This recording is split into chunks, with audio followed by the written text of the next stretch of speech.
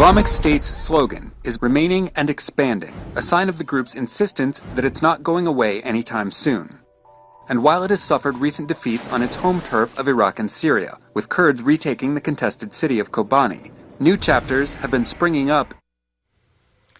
New reports talk about dozens of bodies of foreign-born ISIS fighters piling up in various Iraqi hospitals because no one wants to claim them. But the recruits keep coming, the bodies keep arriving, and America is faced with the charge of being paralyzed in the war against these killers. So let's seek out some fact here. He is the former director of the Foreign Policy Research Institute, a historian and author focusing on the Middle East, now president of the Middle East Forum.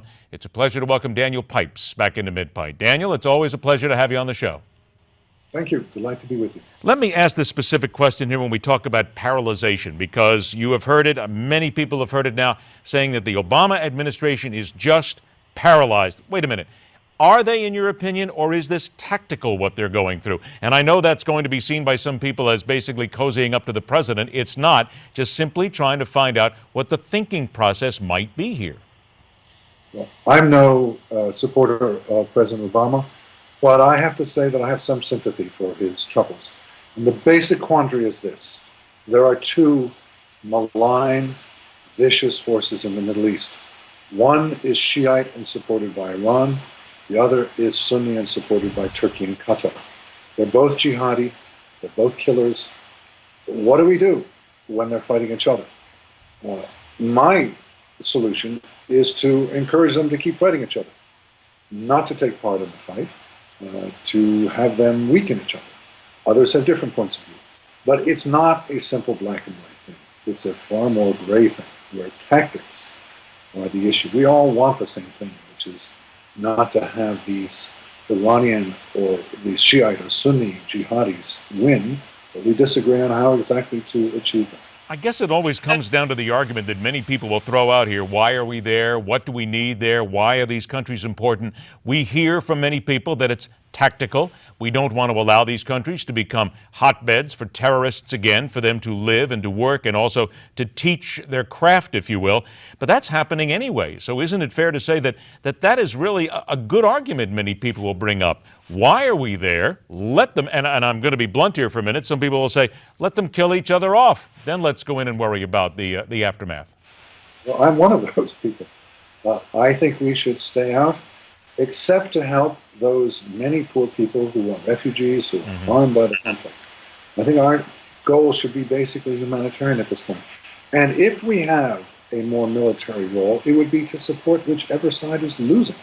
We don't want a clear victory for either the Sunni jihadis or the Shiite jihadis. So let's help whichever side is losing. Let's keep them fighting each other. Let's help those who are harmed by this. Yeah, I'm in agreement with that. It's a pretty cynical approach, but given these horrible forces that are at war with each other, I don't know how one can draw a kind of innocent, cheerful approach. I wanted to get your take on what seems to be a change here, because ISIS would first come in, they would take hostages, they wanted money. Now they're perhaps willing to give out a proof of life. Now they are willing perhaps to trade for somebody, maybe even in one case, a female Iraqi prisoner. Why do you think the change is happening? Well, ISIS expanded incredibly fast and had tremendous victories. Now things aren't going so well. You mentioned the loss of Kobani. There are other problems besides. I mean, they control two major cities, Mosul with a population of 1.5 million, Raqqa with 500,000. They are not able to run these cities. The water doesn't have chlorine. The electricity is on for only a couple of hours a day. Medicine has disappeared and the like. So they're facing real problems, and they're worried. Yes, they're getting recruits from abroad, but that doesn't solve the problem. So they're becoming a bit more flexible. They're a horrid group, but so is the Iranian backside. It's also horrid. I got about 30 seconds left, and then we'll take a break. You just said the Iranian side of things. We keep talking about how evil ISIS is, but in essence, are we in many ways missing the core of this? Because we hear Iran now being involved in more conflicts than we ever did before. It's extraordinary now how Iran has expanded, particularly in Yemen.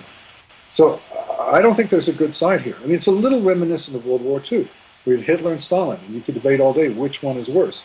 They're both horrific. And we have to pick our way through this mess and try to find something that is at least evil. It's not easy, and it's certainly open to debate. There is no clear obvious answer how the U.S. government is. Let's talk about another mess, if you will. Daniel, please stand by for a couple of moments, because politics and battle make for strange bedfellows, and maybe none stranger than the North Korean mini-me and the dictator who will rip off his shirt at the mere mention of an extra ruble. Much more on that and much more when MidPoint returns.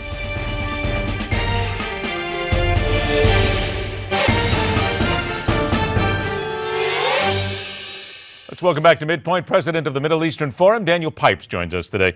Daniel, I'm going to turn a little bit away from the Middle East here, but still, if you think about it, there's always a connection as you put all these despots together here and all of these various dictators and how they pretty much help to rule what we do one way or the other. Kim Jong-un is going to meet with Vladimir Putin. I got to tell you, that's one of the most interesting meetings. I would love to be a fly on the wall, because I'm trying to think of who needs who more and who is basically trying to put one over on the other. Well, it is an interesting fact about tyrants when they meet, is they don't really have much in common. And so look at, say, the Axis in World War II. The Japanese and the Germans and the Italians never trusted each other. And likewise, I suspect today, the tyrants in Moscow and in Pyongyang don't really have much in common. So they focus on the externals, on their common enemies and common purposes. They don't really like each other. They certainly don't trust each other.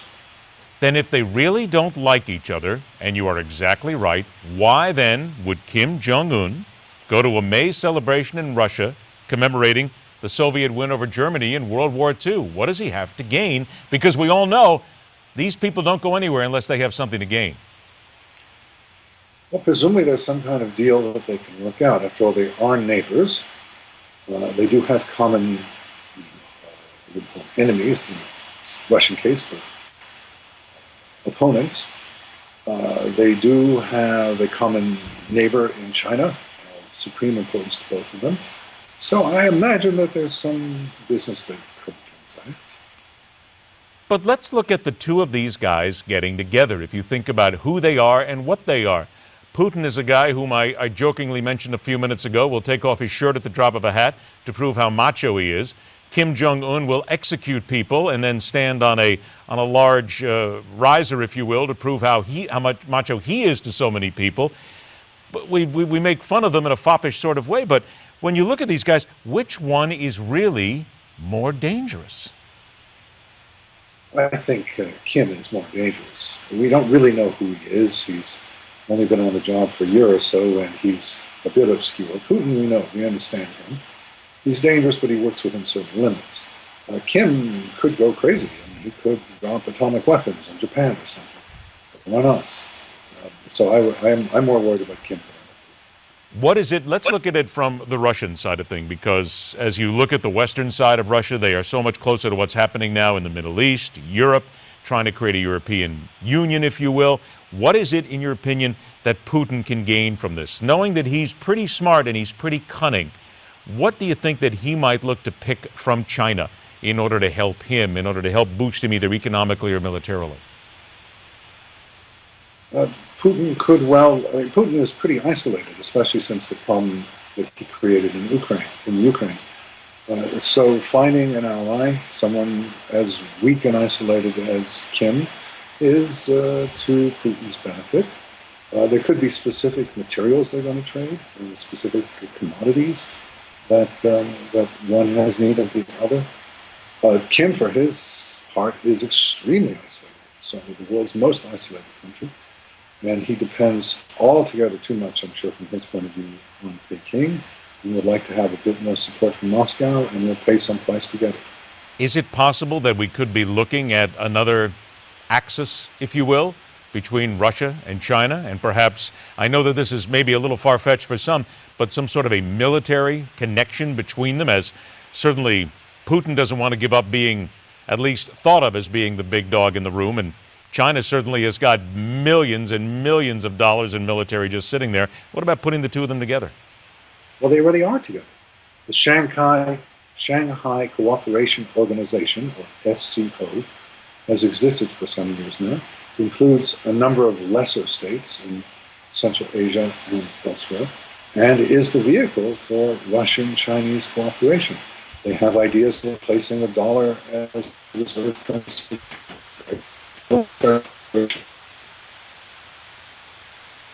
And I think we've had a technical difficulty there where we've lost Daniel Pipes for the moment here. Let's point out that when it comes down to this meeting, I want to make a point again that this is basically to help celebrate Russia's win over Germany in World War II. This would be Kim Jong-un's first visit outside the country since he took power, succeeded his father in 2011. And if you're rather interested in looking at this from, I guess, sort of the more humorous side of things, there's a number of different reports out there that have asked some very serious questions about these two leaders, such as who's tougher between the two of them? Who's the bigger ladies' man? I mean, if you look, this is what people are asking now with these two guys. Who's got the better athlete friend? Because you look at, I mean, Kim Jong-un hangs around with Dennis Rodman, and of course, Vladimir Putin gets cuddly with some former stars, if you will, of the ice.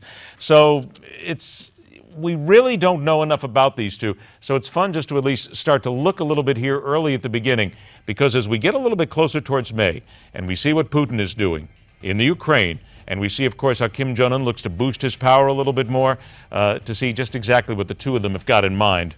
This is something we'll be probably watching all year long. All right, time to go dead. Let's be grateful about it. One last time, tune up the guitars, the harps, because the Grateful Dead are coming back in concert. MidPoint rocks on.